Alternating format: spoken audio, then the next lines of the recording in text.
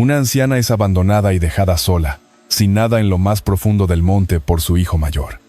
Pero ¿qué pasa después? La furgoneta se detuvo en medio de la nada. Ni una casa ni un alma, solo el verde espeso de un bosque húmedo que parecía tragárselo todo. Doña Remedios apretó con fuerza la manija de la puerta con el corazón desbocado mientras su hijo apagaba el motor sin mirarla. Dijo que iba a revisar algo en el camino, y cuando ella lo vio, regresar sin su mochila, sin sus cosas, sin nada, lo entendió aquello. No era un viaje, era un abandono. Si esta historia te está tocando el alma, suscríbete y deja tu like para no perderte ninguna. Y cuéntanos en comentarios desde qué ciudad nos ves. El sol de marzo caía a plomo sobre la carretera que cruza el interior de Galicia. Remedios tenía 73 años, el pelo blanco recogido en un moño bajo, y las manos marcadas por décadas trabajando la tierra. Iba en el asiento del copiloto de una furgoneta vieja azul, viendo cómo el paisaje cambiaba al alejarse de su aldea donde había vivido toda la vida. Al volante iba su hijo mayor, Carlos Eduardo, 48 años, barba de varios días, y una mirada dura que evitaba la suya desde que salieron de casa. Remedios buscaba una explicación para aquel viaje repentino. Carlos llegó por la mañana diciendo que tenían que arreglar unos papeles en Ourense, documentos de una propiedad que el padre había dejado antes de morir. Ella le creyó, claro. Era su hijo el primogénito el que sostuvo cuando era un bebé frágil, al que enseñó a leer por las noches con la luz temblorosa de una lámpara, al que defendió cuando el padre quería que dejara la escuela para ir al pure campo. Pero ahora, cuando el asfalto dio paso a una pista de tierra llena de baches y flanqueada por bosque cerrado, Remedios sintió un nudo en el pecho que no sabía explicar. «Carlos, ¿por qué vamos por aquí, Ourense? No es por este camino». Él no respondió. Solo apretó más el volante, los nudillos blancos. «Carlos, te estoy hablando. Ya llegamos, mamá. Cállate». La aspereza de su voz la hizo encogerse. Remedios conocía ese tono, era el mismo que usaba su marido cuando iba a estallar. Se quedó en silencio abrazando su bolso gastado, sintiendo dentro el rosario de madera que siempre llevaba. La furgoneta siguió unos 20 minutos más hasta que Carlos redujo la velocidad. Estaban aún más aislados, una curva cerrada, bosque a ambos lados, ningún rastro de vida humana. Paró y apagó el motor. El silencio cayó pesado. Carlos se giró hacia ella. Por primera vez tenía los ojos rojos, no de tristeza sino de rabia, de resentimiento de algo que Remedios jamás había visto dirigido a ella con tanta intensidad. «Bájate». «¿Cómo que te bajes, mamá?» «Pero, ¿qué pasa? No íbamos a Ourense». Él golpeó el salpicadero con el puño. El ruido sonó como un disparo dentro del habitáculo. «Bájate ya». Temblando, Remedios abrió la puerta y bajó. Las piernas le fallaron al tocar la tierra. Se apoyó en el lateral del vehículo intentando entender. Carlos fue a la parte trasera, agarró la mochila vieja de tela azul de su madre y la tiró al suelo a sus pies. «Carlos, por el amor de Dios, ¿qué estás haciendo?» Él se plantó delante, más grande, más fuerte, más amenazante de lo que ella recordaba. O tal vez era que nunca había visto esa versión de él. «Te vas a quedar aquí». La frase le cayó encima como una piedra. «¿Qué que te quedas aquí? Ya no hay sitio para ti en casa». «Carlos, no entiendo. Soy tu madre. ¿Qué hice? ¿Qué hiciste existir, mamá? Envejecer, ponerte mala, volverte inútil. Ya no aguanto más. Leandra no aguanta más. Los niños no aguantan más. Eres un lastre». Las palabras eran puñales.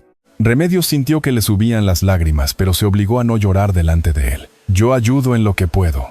Limpio, cocino. Molestas. Te quejas del dolor, pides pastillas, quieres atención. Trabajo todo el día para mantener esa casa. Y tú solo absorbes. Pero soy tu madre, hijo. Yo te crié, te di todo lo que pude. Y ya me diste todo lo que ibas a dar. Se acabó». Volvió al asiento, arrancó. El pánico le explotó dentro. Remedios corrió a la ventanilla golpeando el cristal. «Carlos, no me dejes aquí. Por favor». Él la miró por última vez. Ni culpa ni compasión, solo hielo. «Apáñatelas, mamá, siempre fuiste buena en eso». Y aceleró. La furgoneta levantó polvo mientras desaparecía por la curva. Remedios se quedó clavada mirando cómo se iba. Gritó, imploró, pero sabía que era inútil. No iba a volver. Cuando el sonido del motor se perdió y solo quedó el canto de los pájaros y el roce de las hojas, cayó de rodillas y lloró. Pero el llanto duró poco. Remedios aprendió joven que llorar no arregla nada. Se levantó, se secó la cara con el dorso de la mano y miró a su alrededor. La pista se perdía en ambas direcciones. Cogió la mochila, se sentó en una piedra y abrió la cremallera una muda de ropa, una chaqueta vieja, un peine roto, el rosario, y nada más, ni agua, ni comida, ni dinero. Carlos lo había planeado. No fue un arrebato, fue premeditado. Cerró los ojos, respiró hondo. El sol estaba alto, casi mediodía. El calor le secaba la garganta. Tenía que encontrar agua, ayuda a sobrevivir. Se puso la mochila al hombro y empezó a caminar en la dirección de la que habían venido, convencida de que tarde o temprano habría una casa, una granja, alguien. La pista parecía interminable. Caminaba despacio con las piernas temblorosas. Las sandalias levantaban polvo, y pronto los pies quedaron cubiertos de tierra roja. Tras más de una hora no había visto nada, solo bosque, camino y silencio. Se sentó a la sombra de un árbol con la respiración rota. Dios mío, ayúdame. No me dejes morir aquí sola. Sacó el rosario y empezó a rezar.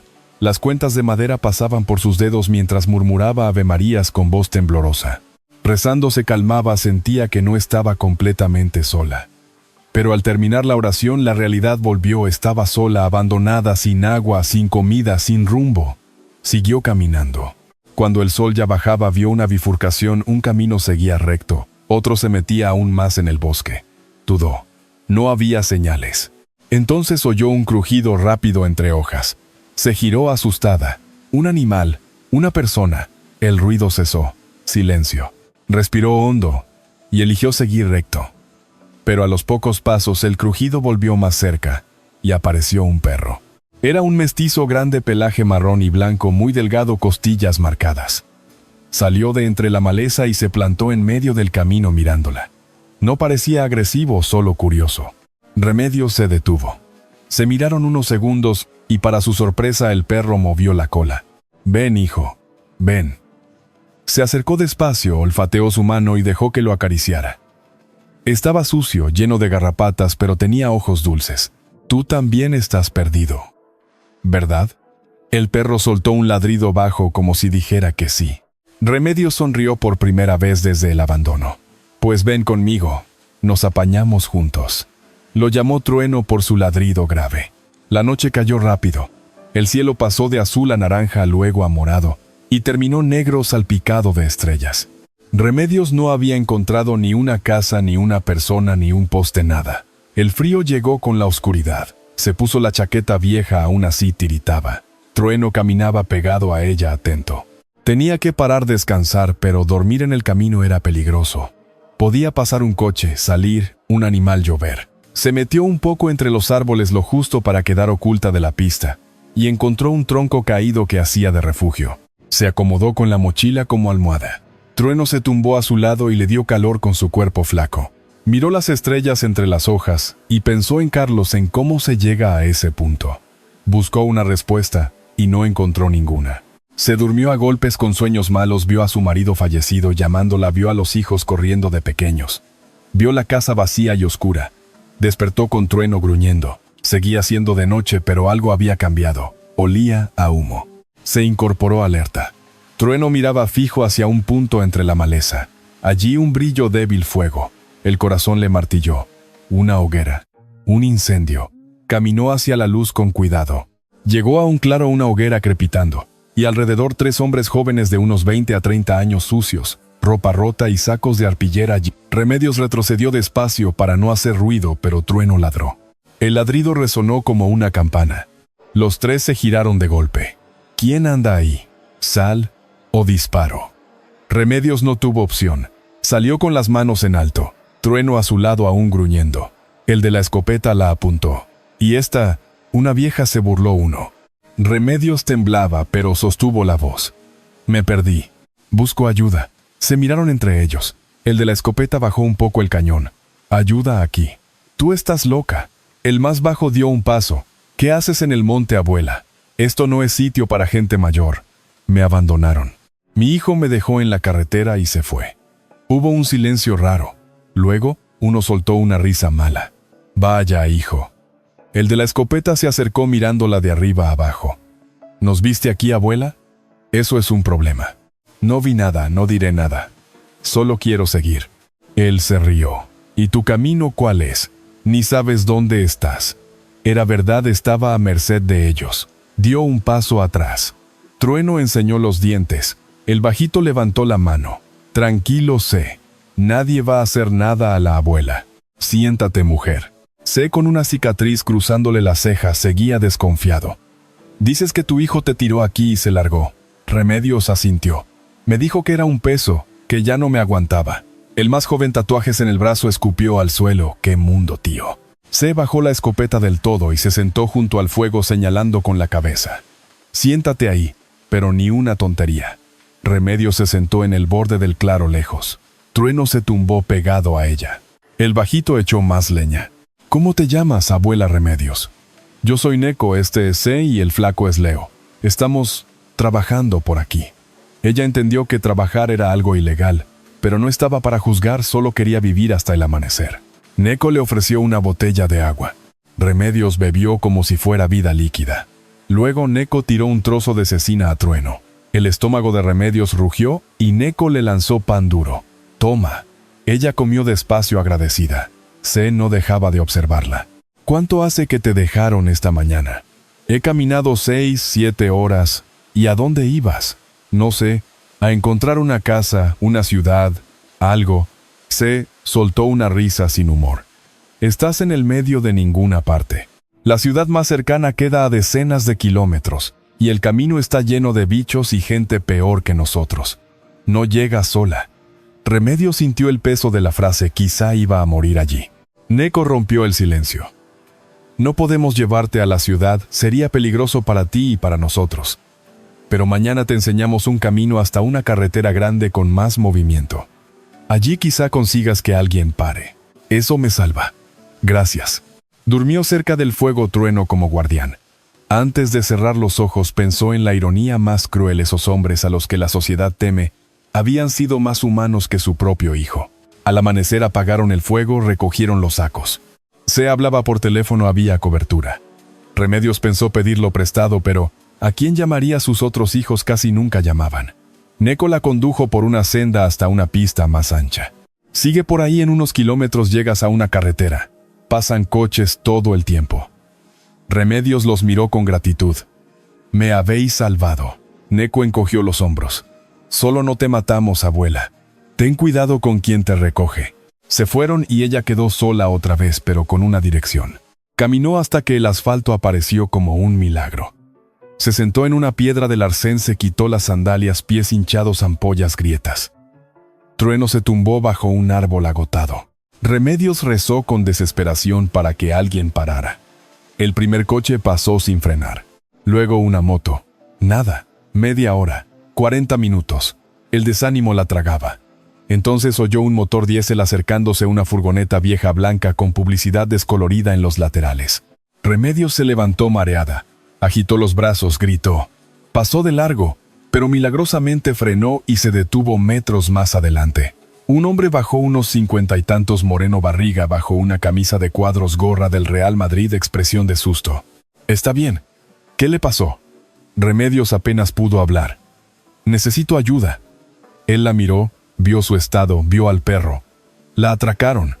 «No, me abandonaron. Mi hijo me trajo al monte y me dejó allí». El rostro del hombre se endureció. «Con respeto, señora, pero ¿qué hijo más miserable? Necesito llegar a Ourense o a cualquier sitio donde me ayuden. No tengo dinero». El hombre se rascó la barba. «Yo voy hacia Ourense a dejar material en un almacén. La llevo. Pero el perro tendrá que ir atrás». Remedios sintió que se le aflojaban las rodillas de alivio. «Gracias, gracias». Subió con dificultad. El interior olía a gasoil y tabaco, pero para ella olía a salvación. «Me llamo Reinaldo. María Remedios Vázquez». Reinaldo le compró agua fría en una gasolinera. La escuchó sin juzgar y le dijo: «Lo que nadie de su familia le dijo, denúncielo. Lo que hizo es delito, maltrato, abandono». Al entrar en la ciudad, Remedios vio la vida normal, gente en las aceras, semáforos, comercios, y ella por dentro hecha pedazos. Reinaldo la dejó en una plaza con un teléfono público y le dio 20 euros para comer algo y agua para el perro. Ella lloró que Dios se lo pague. Compró pan, queso y agua, compartió con Trueno y marcó el número de su hija Valdirene.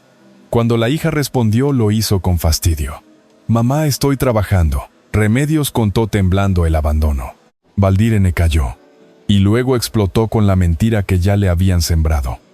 Carlos me dijo que tú te fuiste de casa, que estás confundida, que te estás volviendo olvidadiza. Remedios sintió la sangre helarse. No estoy confundida. Me llevó y me tiró. Valdirene no creyó. Mamá, estás mayor. Estas paranoias pasan. Vuelve a casa de Carlos. Remedios suplicó y la hija colgó. El tono de línea muerta le sonó como una condena. Se tambaleó de regreso al banco con trueno, apoyando la cabeza en su regazo. Dios, ¿qué hago ahora? Y entonces una voz femenina la sacó del abismo. ¿Está usted bien? Era una enfermera joven, unos 30 y tantos, ojos bondadosos, uniforme azul claro. No estoy bien. Mi hijo me abandonó en el monte. La enfermera se indignó. Esto es horrible. Y la policía Remedios dijo que aún no. La enfermera se presentó. Me llamo Jessica. Trabajo en el centro de salud de aquí cerca. Tenemos una trabajadora social que puede ayudarle: fiscalía, residencia temporal, asistencia jurídica gratuita. Venga conmigo. Jessica la llevó al centro de salud y pidió ayuda a Celia, la trabajadora social. Remedios repitió la historia otra vez, con la garganta hecha arena. El viaje, el abandono, la noche, los hombres del fuego, la carretera, la carona, la llamada a Valdirene. Celia tomó notas y fue directa. El abandono de mayores es tristemente común. Hay que poner denuncia, y luego asistencia jurídica gratuita. Usted tiene derecho a una pensión de alimentos por parte de su hijo y medidas de protección. Lo difícil es dónde se queda mientras tanto. Las plazas están saturadas. Remedios sintió que el pánico volvía, pero Jessica dio un paso al frente. Puede quedarse en mi casa. Celia se sorprendió. ¿Estás segura? Sí. Mi abuela pasó por algo parecido. No voy a dejarla en la calle. Remedios abrazó a Jessica llorando, una desconocida, haciendo por ella lo que su propia sangre no hizo. Fueron a comisaría. El agente cansado tomó la denuncia y preguntó por testigos. No lo sabía. Sin pruebas es difícil, pero investigaremos. Remedios salió frustrada, pero no sola. Jessica la llevó a su casa, a un piso diminuto en un barrio humilde. Una cama, un sofá, una tele pequeña. Le prestó ropa, la dejó bañarse. Le hizo arroz, alubias y huevo. Remedios comió como si volviera a la vida. Jessica le apretó la mano. Usted merece respeto y dignidad. Lo vamos a conseguir. Días después, Celia consiguió cita en asistencia jurídica gratuita. La abogada Patricia escuchó todo y fue clara. En lo penal sin pruebas cuesta, pero en lo civil podemos reclamar alimentos. Su hijo está obligado a mantenerla y también pedir una orden de alejamiento. Hagámoslo. Necesito documentos. Remedios se hundió todo, se quedó en casa de Carlos. Sacaremos duplicados. Pasaron semanas que se hicieron meses. Remedios seguía en casa de Jessica, ayudando en lo que podía, intentando no ser carga. Cuando los papeles llegaron, Patricia presentó la demanda y la medida de protección. Carlos respondió. Por abogado negó todo. Dijo que ella se fue, que tenía problemas mentales. Era una batalla sucia. El juzgado mandó evaluación psicológica y quedó claro. Remedios estaba lúcida. El juez concedió la orden de alejamiento y una pensión provisional, medio salario mínimo. No era mucho, pero era algo. Y aún así el dolor no se compraba con dinero. Valdirene seguía sin hablarle. El hijo del medio, Junior, esquivaba. No me meto, mamá. Tengo mi vida. Remedios se quedó sola como nunca. Celia consiguió una plaza en una residencia de mayores San Vicente, llevada por monjas. Remedios aceptó, no quería seguir ocupando la vida de Jessica.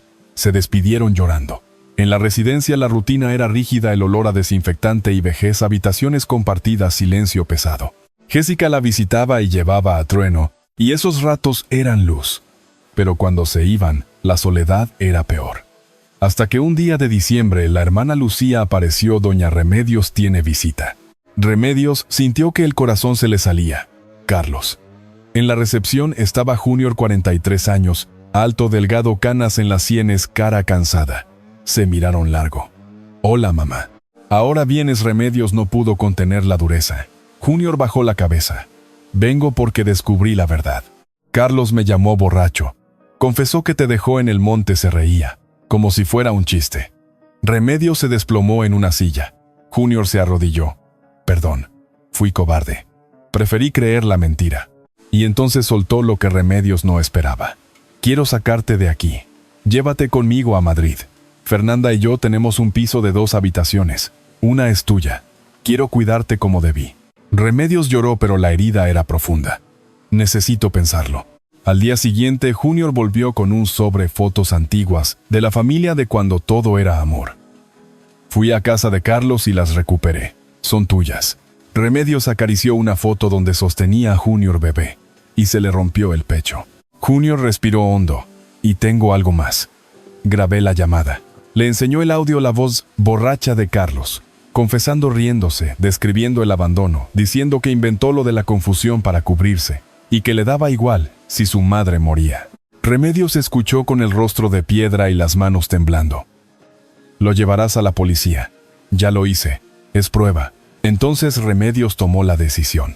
«Acepto irme contigo con una condición. Si un día te cansas me lo dices, pero no me abandonas». Junior le apretó las manos. «Nunca». Una semana después, Remedios hizo su maleta, unas pocas ropas, las fotos, el rosario, una vida entera reducida a una mochila. Las monjas y las otras ancianas le hicieron una despedida sencilla. La hermana Lucía le regaló una blusa azul nueva. «Te mereces cosas buenas». Jessica también fue llorando. Viajaron a Madrid. Fernanda la recibió con un abrazo y un cuarto pequeño pero digno con un crucifijo en la pared. Por primera vez en mucho tiempo, Remedios sintió pertenencia. Aprendió a usar un móvil, paseó por parques, miró la ciudad con ojos de niña, guardó fotos como tesoros. Casi un año después del abandono, Carlos fue condenado con la grabación «Los testimonios de Remedios». Jessica, Celia y Reinaldo, el juez no dudó. 2 años de prisión por abandono de persona vulnerable, indemnización de 50.000 euros por daño moral y aumento de la pensión a un salario mínimo. Cuando Patricia llamó con la noticia a Remedios, no sintió alegría, sintió tristeza. Por haber llegado a eso por un hijo, camino de la cárcel por todo lo destruido, pero también alivio. Por fin alguien la veía como lo que era, una víctima, ¿no? Loca, no confusa. Valdirene siguió lejos, y Remedios aprendió que no todas las heridas se pueden cerrar. En aquella Navidad, en un piso modesto con una pequeña decoración, y trueno dormido a los pies, Junior volvió a pedir perdón. Remedios le tomó la mano. «Ya te perdoné. El día que apareciste. Guardar rencor no me devuelve el tiempo, solo me roba el presente». Rieron, comieron algo dulce, bebieron café, y Remedios sintió algo que creía perdido: paz. Había visto lo peor de la naturaleza humana, en quien debía amarla, pero también lo mejor, la bondad de extraños como Reinaldo y Jessica, incluso de aquellos hombres del monte que pudieron hacerle daño y eligieron ayudar. Y vio la redención de un hijo que volvió. Y mientras exista esperanza, existe vida.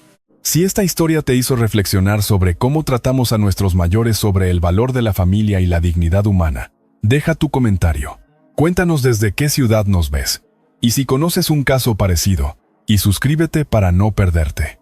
Nuestras historias son duras, sí, pero necesarias, porque detrás de cada anciano abandonado hay una vida entera que merece terminar con respeto y amor.